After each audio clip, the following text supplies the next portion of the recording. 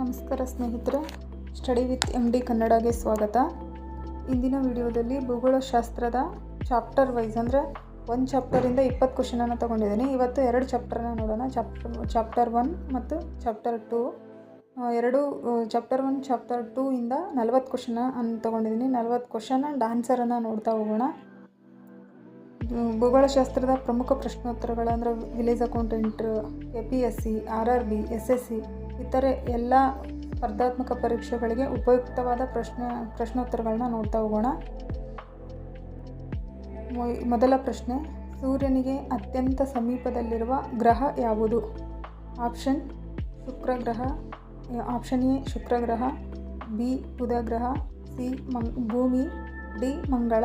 ಇದಕ್ಕೆ ಸರಿಯಾದ ಉತ್ತರ ಆಪ್ಷನ್ B ಬುಧ ಗ್ರಹ. ಸೂರ್ಯನಿಗೆ ಅತ್ಯಂತ ಸಮೀಪದಲ್ಲಿರುವ ಗ್ರಹ ಬುಧ ಗ್ರಹ. ಎರಡನೇ ಕ್ವಶನ್, ಸೌರಮಂಡಲದಲ್ಲಿ ಅತಿ ದೊಡ್ಡ ಗ್ರಹ ಯಾವುದು? ಸೌರಮಂಡಲದಲ್ಲಿ ಅತಿ ದೊಡ್ಡ ಗ್ರಹ ಯಾವುದು?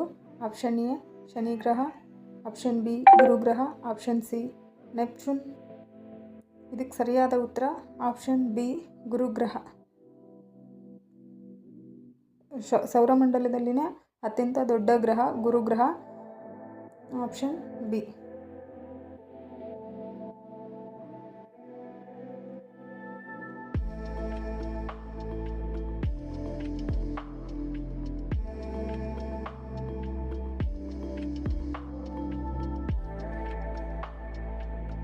ಸರಿ. ಮೂರನೇ ಕ್ವಶನ್ನು, ಕೆಂಪು ಗ್ರಹ ಎಂದು ಯಾವುದನ್ನು ಕರೆಯುತ್ತಾರೆ? ಕೆಂಪು ಗ್ರಹ ಎಂದು ಯಾವುದನ್ನು ಕರೆಯುತ್ತಾರೆ? ಆಪ್ಷನ್ ಎ ಬುಧ, ಆಪ್ಷನ್ ಬಿ ಮಂಗಳ, ಆಪ್ಷನ್ ಸಿ ಶುಕ್ರ, ಆಪ್ಷನ್ ಡಿ ಶನಿ. ಇದಕ್ಕೆ ಸರಿಯಾದ ಉತ್ತರ ಆಪ್ಷನ್ ಬಿ ಮಂಗಳ ಗ್ರಹವನ್ನು ನಾವು ಕೆಂಪು ಗ್ರಹ ಅಂತೇಳಿ ಕರಿತೀವಿ. ಇದಕ್ಕೆ ಸರಿಯಾದ ಉತ್ತರ ಆಪ್ಷನ್ ಬಿ ಮಂಗಳ ಗ್ರಹ. ನಾಲ್ಕನೇ ಕ್ವಶನ್, ಭೂಮಿಯ ಏಕೈಕ ನೈಸರ್ಗಿಕ ಉಪಗ್ರಹ ಯಾವುದು? ಭೂಮಿಯ ನೈಸರ್ಗಿಕ ಏಕೈಕ ಉಪಗ್ರಹ ಯಾವುದು? ಆಪ್ಷನ್ ಎ ಫೈಬೋಸ್, ಟೈಟನ್, ಚಂದ್ರ, ಆಪ್ಷನ್ ಡಿ ಗ್ಯಾನಿಮಿಡ್. ಇದಕ್ಕೆ ಸರಿಯಾದ ಉತ್ತರ ಆಪ್ಷನ್ ಸಿ ಭೂಮಿಯ ಉಪಗ್ರಹ ಯಾವುದು ಅಂದ್ರೆ ಚಂದ್ರ, ಆಪ್ಷನ್ ಸಿ. ಐದನೇ ಕ್ವಶನ್, ಸೂರ್ಯ ಒಂದು ಯಾವ ವಿಧದ ಖಗೋಳ ವಸ್ತು? ಸೂರ್ಯ ಒಂದು ಯಾವ ವಿಧದ ಖಗೋಳ ವಸ್ತು ಅಂದರೆ ಗ್ರಹ, ಉಪಗ್ರಹ, ನಕ್ಷತ್ರ, ಧೂಮಕೇತು. ಇದಕ್ಕೆ ಸರಿಯಾದ ಉತ್ತರ ಆಪ್ಷನ್ ಸಿ ನಕ್ಷತ್ರ. ಸೂರ್ಯ ಒಂದು ನಕ್ಷತ್ರ. ಆರನೇ ಕ್ವಶನ್, ಸೌರಮಂಡಲದಲ್ಲಿ ಒಟ್ಟು ಎಷ್ಟು ಗ್ರಹಗಳಿವೆ? ಸೌರಮಂಡಲದಲ್ಲಿ ಒಟ್ಟು ಎಷ್ಟು ಗ್ರಹಗಳಿವೆ ಅಂದರೆ 8 ಗ್ರಹಗಳಿವೆ. ಪ್ರಸ್ತುತ 8 ಗ್ರಹಗಳು. 9 ಇತ್ತು, ಅದರಾಗಿ 8 ಗ್ರಹಗಳು. ಪ್ರಸ್ತುತ 8 ಗ್ರಹಗಳು, ಆಪ್ಷನ್ ಬಿ. ಏಳನೇ ಕ್ವಶನ್, ಭೂಮಿ ಸೂರ್ಯನಿಂದ ಎಷ್ಟನೇ ಗ್ರಹವಾಗಿದೆ? ಭೂಮಿ ಸೂರ್ಯನಿಂದ ಎಷ್ಟನೇ ಗ್ರಹ ಅಂದ್ರೆ ಭೂಮಿ ಸೂರ್ಯನಿಂದ 3ನೇ ಗ್ರಹ, ಆಪ್ಷನ್ ಸಿ 3ನೇ ಗ್ರಹ. ಬುಧ, ಶುಕ್ರ, ಭೂಮಿ ಅಂದರೆ 3ನೇ ಗ್ರಹ. ಎಂಟನೇ ಕ್ವಶನ್, ಅತಿ ಹೆಚ್ಚು ಉಷ್ಣತೆ ಹೊಂದಿರುವ ಗ್ರಹ ಯಾವುದು? ಅತಿ ಹೆಚ್ಚು ಉಷ್ಣತೆ ಹೊಂದಿರುವ ಗ್ರಹ ಅಂದರೆ ಇದಕ್ಕೆ ಶುಕ್ರ ಗ್ರಹ. ಬುಧ ಗ್ರಹ ಹತ್ರ ಐತಿ, ಆದರೆ ಉಷ್ಣ ಜಾಸ್ತಿ ಇಲ್ಲ. ಶುಕ್ರ ಗ್ರಹ ಅತಿ ಹೆಚ್ಚು ಉಷ್ಣವನ್ನು ಹೊಂದೈತಿ, ಆಪ್ಷನ್ ಬಿ. ಸೂರ್ಯನ ಬೆಳಕು ಭೂಮಿಗೆ ತಲುಪಲು ಸರಾಸರಿ ಎಷ್ಟು ಸಮಯ ಬೇಕಾಗ್ತತಿ ಅಂದ್ರೆ ಇದಕ್ಕೆ ಆಪ್ಷನ್ ಎ 8 ನಿಮಿಷ 20 ಸೆಕೆಂಡ್ಗಳು ಬೇಕಾಗ್ತತಿ, ಆಪ್ಷನ್ ಎ. 10ನೇ ಕ್ವಶನ್, ವಲಯಗಳನ್ನು ಅಂದರೆ ರಿಂಗ್ಸ್ಗಳನ್ನು ಹೊಂದಿರುವ ಪ್ರಸಿದ್ಧ ಗ್ರಹ ಯಾವುದು ಅಂದರೆ ವಲಯ ಅಂದರೆ ರಿಂಗ್ಸನ್ನು ಹೊಂದಿರುವ ಪ್ರಸಿದ್ಧ ಗ್ರಹ ಯಾವುದು ಅಂದರೆ ಇದಕ್ಕೆ ಆಪ್ಷನ್ ಬಿ ಶನಿ ಗ್ರಹ. ಇದಕ್ಕೆ ಶನಿ ಸುಂದರವಾದ ಗ್ರಹ ಅಂತ ಕರಿತೀವಿ ನಾವು. ಇದು ಅತಿ ಹೆಚ್ಚು ರಿಂಗ್ಗಳನ್ನು ಹೊಂದೈತಿ, ಅದಕ್ಕೋಸ್ಕರ ಇದನ್ನು ಸುಂದರ ಗ್ರಹ ಅಂತೇಳಿ ಕೂಡ ಕರಿತೀವಿ ನಾವು, ಆಪ್ಷನ್ ಬಿ. ಇದು 11ನೇ ಕ್ವಶನ್ನು, ಸೌರಮಂಡಲದ ಅತಿ ಚಿಕ್ಕ ಗ್ರಹ ಯಾವುದು? ಸೌರಮಂಡಲದ ಅತಿ ಚಿಕ್ಕ ಗ್ರಹ ಯಾವುದು? ಸೌರಮಂಡಲದ ಅತಿ ಚಿಕ್ಕ ಗ್ರಹ ಬುಧ ಗ್ರಹ. ಸೌರಮಂಡಲದ ಅತಿ ಚಿಕ್ಕ ಗ್ರಹ ಬುಧ ಗ್ರಹ. 12ನೇ ಕ್ವಶನ್ನು, ಭೂಮಿಯು ತನ್ನ ಅಕ್ಷದ ಮೇಲೆ ಒಂದು ಸುತ್ತು ತಿರುಗಲು ಎಷ್ಟು ಸಮಯ ತೆಗೆದುಕೊಳ್ಳುತ್ತದೆ?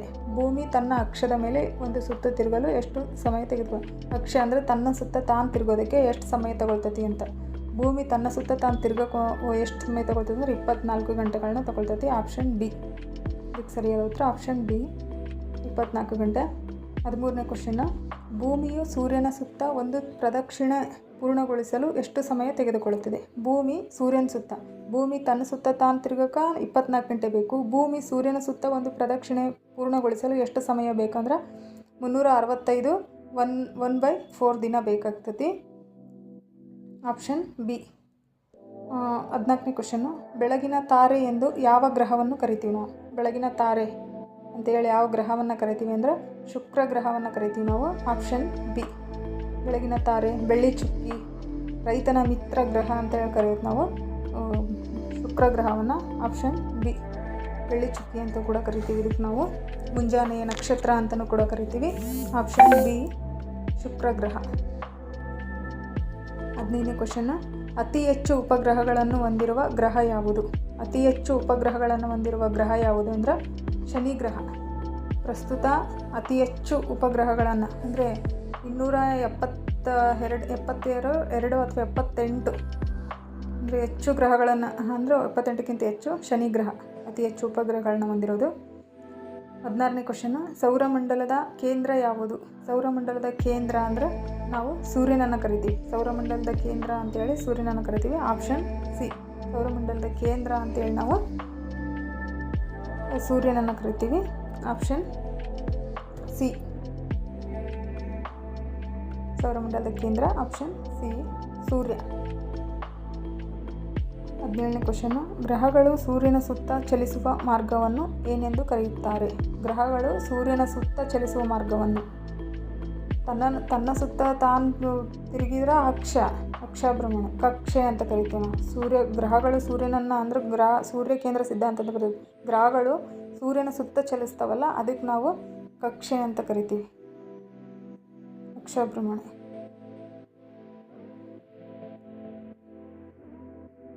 ಇದಕ್ಕೆ ಆಪ್ಷನ್ ಬಿ ಕಕ್ಷೆ ಅಂತಲೂ ಕರಿತೀವಿ ನಾವು. 18ನೇ ಕ್ವಶನ್ನು, ಭೂಮಿಯ ಆಕಾರ ಹೇಗಿದೆ ಭೂಮಿಯ ಆಕಾರ ಹೇಗಿದೆ ಅಂದರೆ ಭೂಮಿ ಧ್ರುವಗಳಲ್ಲಿ ಸ್ವಲ್ಪ ಚಪ್ಪಟೆಯಾದ ಗೋಳಾಕಾರವಾಗೈತಿ. Option C. ಧ್ರುವಗಳಲ್ಲಿ ಸ್ವಲ್ಪ ಚಪ್ಪಟೆ ಆಕಾರ ಐತಿ. ಇದಕ್ಕೆ ಆಪ್ಷನ್ ಸಿ ಬರ್ತೈತಿ. ಧ್ರುವಗಳಲ್ಲಿ ಸ್ವಲ್ಪ ಚಪ್ಪಟೆಯಾದ ಗೋಳಾಕಾರ ಅಂತ ಹೇಳಿ ಕರಿತೀವಿ ನಾವು ಭೂಮಿಯ ಆಕಾರ. 19ನೇ ಕ್ವಶನ್ನು, ಯಾವ ಗ್ರಹವನ್ನು ನಾವು ನೀಲಿ ಗ್ರಹ ಎಂದೇಳಿ ಕರಿತೀವಿ? ಯಾವ ಗ್ರಹವನ್ನು ನೀಲಿ ಗ್ರಹ ಎಂದು ಕರೆಯುತ್ತಾರೆ? ಇದಕ್ಕೆ ಆಪ್ಷನ್ ಬಿ. ಸಾಗರಗಳಿರೋದ್ರಿಂದ ಭೂಮಿ ನೀಲಿಯಾಗಿ ಕಾಣುತ್ತೆ, ಅದಕ್ಕೆ ಭೂಮಿನ ನೀಲಿ ಗ್ರಹ ಅಂತೇಳಿ ಕರಿತೀವಿ ನಾವು. Option B. 20ನೇ ಕ್ವಶನ್, ಸೌರಮಂಡಲದ ಅತ್ಯಂತ ದೂರದ ಗ್ರಹ ಯಾವುದು? ಸೌರಮಂಡಲದ ಅತ್ಯಂತ ದೂರದ ಗ್ರಹ ಯಾವುದು ಅಂದ್ರೆ ಇದಕ್ಕೆ ಆಪ್ಷನ್ ಇದು ಸಿ ನೆಪ್ಚೂನ್. ದೂರದ ಗ್ರಹ ನೆಪ್ಚೂನ್. ನೀವು ಇದಕ್ಕೆ ಆಪ್ಷನ್ ಅಂದರೆ ನಿಮ್ಮ ಆನ್ಸರ್ನ ಕಮೆಂಟ್ ಮಾಡಿ. ಹಿಂಗೆ ABCD ಅಂತ ಹೇಳಿ ನಿಮ್ಮ ಆನ್ಸರ್ ABCD ಹಿಂಗೆ ನಿಮ್ಮ ಆನ್ಸರ್ಗಳನ್ನ ಕಮೆಂಟ್ ಮಾಡ್ತಾ ಹೋಗಿ. ಈಗ ಚಾಪ್ಟರ್ 2ನಿಂದ ಮೊದಲನೇ ಕ್ವಶನ್ ನೋಡೋಣ. ಚಾಪ್ಟರ್ 2ಇಂದ ಮೊದಲನೇ ಕ್ವಶನು, ಭೂಮಿಯು ತನ್ನ ಅಕ್ಷದ ಮೇಲೆ ಪಶ್ಚಿಮದಿಂದ ಪೂರ್ವಕ್ಕೆ ತಿರುಗುವುದನ್ನು ಪಶ್ಚಿಮದಿಂದ ಪೂರ್ವಕ್ಕೆ ತಿರುಗುವುದನ್ನು ನಾವು ಭ್ರಮಣ ಅಂತ ಹೇಳಿ ಕರಿತೀವಿ. ಅಂದರೆ ತನ್ನ ಸುತ್ತ ತಾನು ತಿರುಗಿದ್ರೆ ಭ್ರಮಣ. Option B. ಇದಕ್ಕೆ ಸರಿಯಾದ ಉತ್ತರ ಆಪ್ಷನ್ ಬಿ ಭ್ರಮಣ. ಭೂಮಿಯು ತನ್ನ ಅಕ್ಷದ ಮೇಲೆ ಪಶ್ಚಿಮದಿಂದ ಪೂರ್ವಕ್ಕೆ ತಿರುಗುವುದನ್ನು ಏನಂತ ಕರಿತೀವಿ? ಭ್ರಮಣ. ಇದಕ್ಕೆ ಸರಿಯಾದ ಉತ್ತರ ಆಪ್ಷನ್ ಬಿ ಭ್ರಮಣನೇ.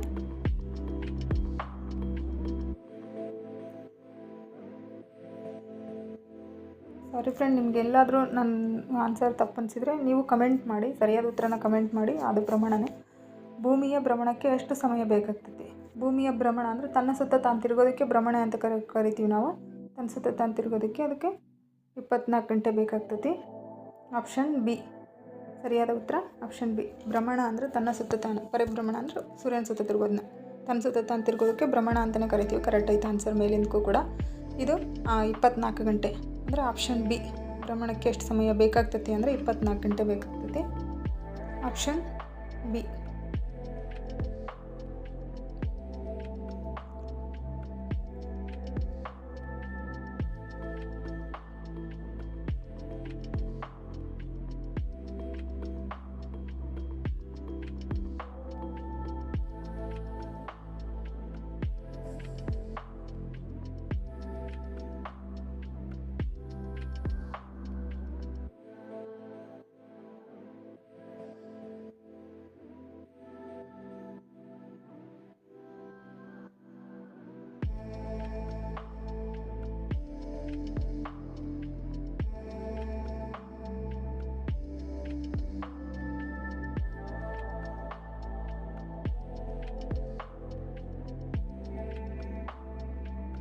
ಸಾರಿ ಫ್ರೆಂಡ್, ಲೇಟ್ ಆಯಿತು.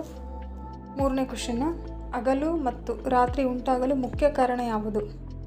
ಹಗಲು ರಾತ್ರಿ ಉಂಟಾಗಬೇಕಂದ್ರೆ ಮುಖ್ಯ ಕಾರಣ ಯಾವುದು ಅಂದರೆ ಭೂಮಿಯ ಪರಿಭ್ರಮಣ. ಭೂಮಿ ತನ್ನ ಸುತ್ತ ತಾನು ತಿರುಗೋದ್ರಿಂದ ಹಗಲು ರಾತ್ರಿಗಳು ಉಂಟಾಗ್ತವೆ. ಇದಕ್ಕೆ ಸರಿಯಾದ ಆಪ್ಷನ್ ಬಿ, ಭೂಮಿಯ ಭ್ರಮಣೆ.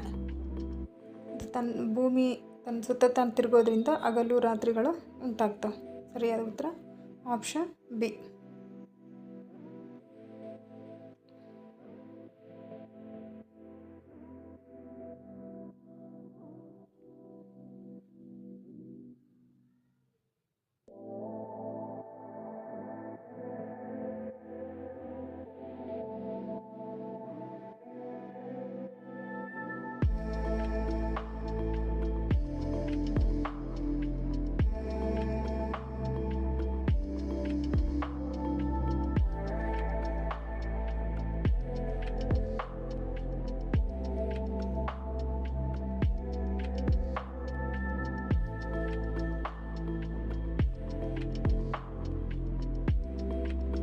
ನಾಲ್ಕನೇ ಕ್ವಶನ್, ಭೂಮಿಯ ಅಕ್ಷವು ಎಷ್ಟು ಕೋನದಲ್ಲಿ ವಾಲಿದೆ? ಭೂಮಿಯ ಅಕ್ಷವು ಎಷ್ಟು ಕೋನದಲ್ಲಿ ವಾಲಿದೆ? 22.5 ಡಿಗ್ರಿ, 23.5 ಡಿಗ್ರಿ. ಇದಕ್ಕೆ ಸರಿಯಾದ ಉತ್ತರ ಆಪ್ಷನ್ ಬಿ, 23.5 ಡಿಗ್ರಿ ವಾಲೈತಿ. ಅಂದರೆ ಭೂಮಿಯ ಅಕ್ಷವು ಎಷ್ಟು ಕೋನದಲ್ಲಿ ವಾಲಿದೆ ಅಂದರೆ 23.5 ಡಿಗ್ರಿ ಕೋನದಲ್ಲಿ ವಾಲಿದೆ. ಇದಕ್ಕೆ ಆಪ್ಷನ್ ಬಿ, 23.5 ಡಿಗ್ರಿ.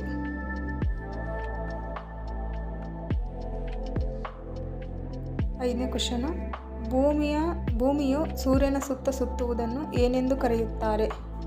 ಭೂಮಿ ತನ್ನ ಸುತ್ತ ತಾನು ಸುತ್ತಿದ್ರ ಭ್ರಮಣೆ, ಭೂಮಿಯು ಸೂರ್ಯನ ಸುತ್ತ ಸುತ್ತಿದ್ರೆ ಅದು ಪರಿಭ್ರಮಣೆ. ಅಲ್ಲಿ ಪರಿಕ್ರಮಣ ಅಂತ ಆಗೈತೆ ಆಪ್ಷನ್ ಒಳಗೆ, ಪರಿಭ್ರಮಣೆ. ಇದಕ್ಕೆ ಸರಿಯಾದ ಉತ್ತರ ಆಪ್ಷನ್ ಬಿ. 6ನೇ ಕ್ವಶನು, ಭೂಮಿಯ ಪರಿಭ್ರಮಣಕ್ಕೆ, ಅದು ಪರಿಕ್ರಮಣ ಆಗೈತಿ ಪರಿಭ್ರಮಣಕ್ಕೆ ಎಷ್ಟು ಸಮಯ ಬೇಕಾಗ್ತೈತಿ? ಭೂಮಿಯ ಪರಿಭ್ರಮಣಕ್ಕೆ ಅಂದರೆ ಭೂಮಿಯು ಸೂರ್ಯನ ಸುತ್ತ ಒಂದು ಸುತ್ತನ್ನು ತಿರುಗೋದಕ್ಕೆ 365 ದಿನ ಬೇಕಾಗುತ್ತೆ. 365 ದಿನ 6 ಗಂಟೆ ಅಂದರೆ 365 1/4. Option A. 7ನೇ ಕ್ವಶನ್ನು, ಅಧಿಕ ವರ್ಷ ಅಂದರೆ ಲೀಫ್ ಇಯರ್ ಎಷ್ಟು ವರ್ಷಕ್ಕೊಮ್ಮೆ ಬರ್ತೈತೆ ಅಂದರೆ ಇದಕ್ಕೆ ಎಲ್ಲರಿಗೂ ಗೊತ್ತಿರುವಂಥದ್ದೇ ಇದು. ಆಪ್ಷನ್ ಸಿ, 4 ವರ್ಷಕ್ಕೊಮ್ಮೆ ಬರ್ತೈತೆ ಅಧಿಕ ವರ್ಷ. 8ನೇ ಕ್ವಶನು, ಅಧಿಕ ವರ್ಷದಲ್ಲಿ ಫೆಬ್ರವರಿ ತಿಂಗಳಲ್ಲಿ ಎಷ್ಟು ದಿನ ಇರ್ತವೆ? ಇದು ಗೊತ್ತಿರುವಂಥದ್ದು. ಇದು ಆಪ್ಷನ್ ಬಿ, 29 ದಿನ. 9ನೇ ಕ್ವಶನು, ಉತ್ತರ ಗೋಳಾರ್ಧದಲ್ಲಿ ವರ್ಷದ ಅತಿ ಉದ್ದದ ಹಗಲು ದಿನ ಯಾವುದು? March 21, June 21. ಇದಕ್ಕೆ ಸರಿಯಾದ ಉತ್ತರ ಆಪ್ಷನ್ ಬಿ, ಜೂನ್ 21. ಉತ್ತರ ಗೋಳಾರ್ಧದಲ್ಲಿ ವರ್ಷದ ಅತಿ ಉದ್ದದ ಹಗಲು ದಿನ ಅಂತ ಕೇಳಿದ್ರೆ ಜೂನ್ 21, ಆಪ್ಷನ್ ಬಿ.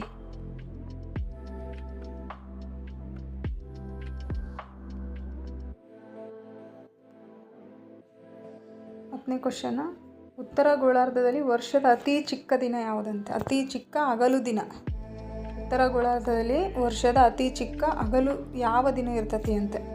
ಇದಕ್ಕೆ ಆಪ್ಷನ್ ಎ,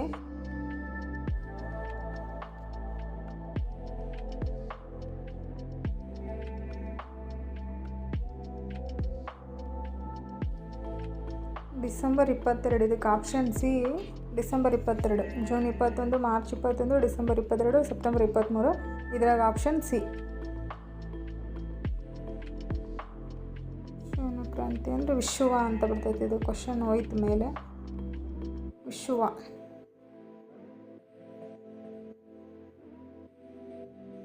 13ನೇ ಕ್ವಶನ್, ಸೆಪ್ಟೆಂಬರ್ ವಿಶ್ವ ಸಾಮಾನ್ಯವಾಗಿ ಯಾವ ದಿನ ಬರ್ತೈತೆ ಅಂತ? ಸೆಪ್ಟೆಂಬರ್ 23. ಆಪ್ಷನ್ ಸೆಪ್ಟೆಂಬರ್ ವಿಶ್ವ, ಸೆಪ್ಟೆಂಬರ್ 23.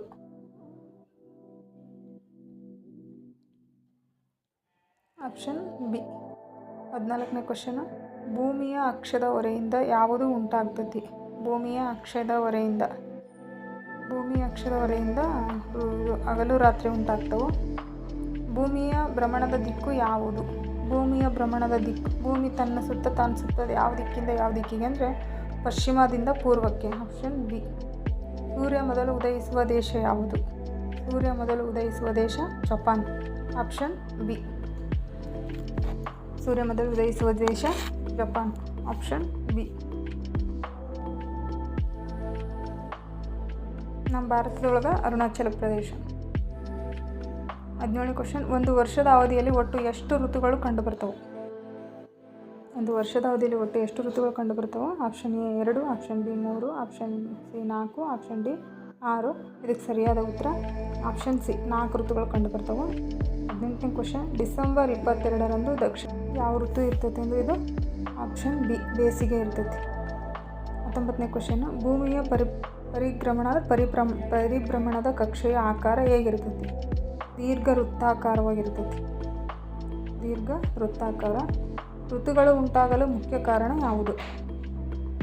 ಋತುಗಳು ಉಂಟಾಗಲು ಮುಖ್ಯ ಕಾರಣ ಯಾವುದು ಅಂದರೆ ಭೂಮಿಯ ಅಕ್ಷದ ಹೊರೆ ಮತ್ತು ಪರಿಭ್ರಮಣ. ಇದು ಅಷ್ಟೇ. ಸರ್ನ ಕಮೆಂಟ್ ಮಾಡಿ ಫ್ರೆಂಡ್. ನಿಮ್ಮ ಉತ್ತರಗಳನ್ನ ಕಮೆಂಟ್ ಮಾಡಿ. ನಮ್ಮ ವಿಡಿಯೋ ನಿಮ್ಗೆ ಇಷ್ಟ ಆದರೆ ಶೇರ್ ಮಾಡಿ, ಲೈಕ್ ಮಾಡಿ.